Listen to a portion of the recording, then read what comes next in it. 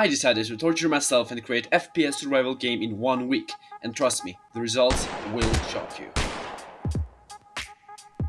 So, I always wanted to make some kind of game which would resemble the Long Dark's atmosphere and the Walking Dead's concept. And as I learned game dev several weeks ago, why not spend my whole free time on working on the game? The idea would be this. You have a free roam map, kind of like in Atomic Heart, with some gas stations, buildings and graveyards. In the first two, you will be able to find different kinds of loot or set up a camp inside. However, graveyards will be spawning zombies that will be walking all around the map, and if they bump into the player, they will instantly try to attack you. So, let's get started. I started my project on Tuesday. First thing I did was to download FPS Engine asset, which basically helps you to set up first-person controller, weapons, some animations, and shooting systems. Pretty cool assets to be honest. I recommend to any new developer. It has all these different settings to help you create personalized shooting mechanics, and it even comes with the hand animations. And no, I did not use this asset because I have no idea how gun works in games. I definitely do. After 3 hours of fetching, learning and fixing stuff, I finally got a grip of it and got everything ready, with working movement, shooting, reloading and stuff like that. As a total beginner, even basic work with such great documented assets can be hard, so I wanted to make sure that the next day I wouldn't spend much time on researching new stuff about the same asset.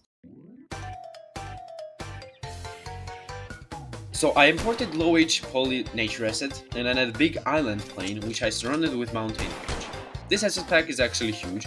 It has everything starting from rivers ending with trees and foliage. After the land was fully set up, I imported polybrush from Unity registry and started learning it, painting some rocks and trees. After an hour of doing mapping, I decided to delete every object on scene to keep the map clean. I did this because none of the enemy and looting functionality is set up yet, so I don't want to confuse myself later in the dev process. As I said, I'm new to this process, so I want to keep things clean, because if I don't, I'll get lost in it, and then I'll have to write the same code 50 times. At the end of the day, I just decided to add some post-processing to make the game look cooler. And here's what it looked like in comparison. On day 3, I couldn't really manage to do anything in particular, just fixing some problems and researching some stuff about FPS Engine. Sometimes there are days where you cannot add some new stuff, but learning the base of your own project might really help you to come up with new ideas. Day 4 was all about the zombies. I added basic zombie model from Toon Zombies Asset 1. You might think that they all look same, but later, in the next dialogue, I'm planning to make the skin randomization, so they have different bodies, hands and legs. Then I added basic animation to the enemy, an AI system, which will tell the zombie to follow the player around the map and avoid obstacles that I mark as non-walkable. After that, I wrote a script which checks if player is in attack range of a zombie, and if he is, we play animation. Now at some point of the animation, enemy checks is the player in the range still, and if he is, then we perform the damage, because maybe animation will turn on but player already dodges the attack, so it will be illogical to still damage him. And also, we get some nice screen effects from FPS Engine after we take some damage. Oh, and I forgot the main thing. I added ragdoll. Drop it!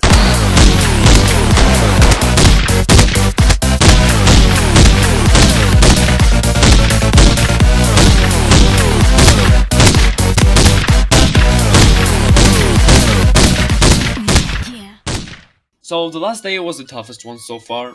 Right now zombies would know where the player is and follow. However, that's not logical. I mean, how can a zombie know that you're there from 20 kilometers away? So I tried making a sphere trigger that checks if player is around. But that did not really work, as the trigger would detect bullets and apply damage to zombie. So I had to mathematically count the distance between player and the zombie. And if the player was in the range of attack, the enemy would follow you.